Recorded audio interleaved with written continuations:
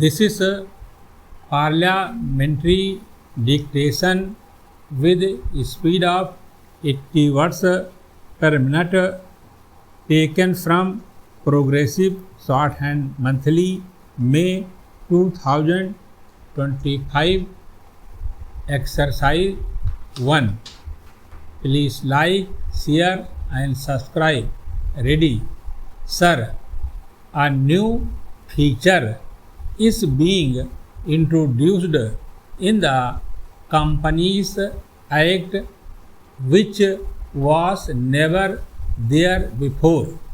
Neither in the Companies Act 1913 nor the Companies Act 1956 or the various amendments that have been made since 1956.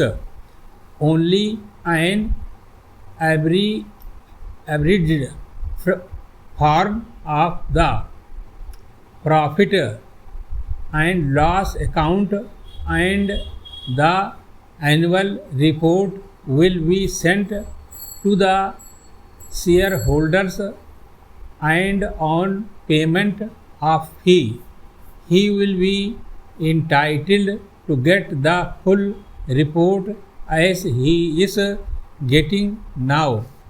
If the Honorable Minister looks into the representations from various shareholders associations over the years, you will find that even the existing requirement of information to be provided to the shareholders is not enough.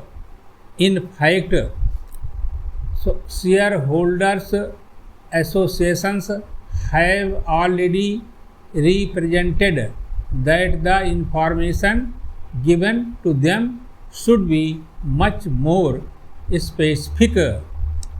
In companies which have got various divisions, it should be division wise.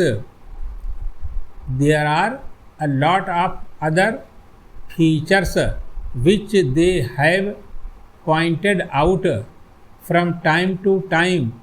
Here we find a bill which has been ostensibly brought to protect these very small shareholders and depositors, which takes away even the existing rights being given to them. It is a very serious matter in corporate functioning, as we have seen over the last few years. I may venture to say that even the structure committee recommendations have become a little out of date, because in the last 5 years, especially after this government has come to power, there has been a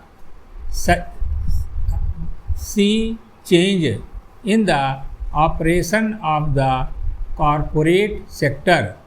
This particular act, which is the main act governing the administration of the companies in the corporate sector, cannot be effective in spite of over 600 sections and a vast army of company law administration officials all over the country. The small depositors and the shareholders will always be left at the mercy of a certain government bureaucrat or a certain department.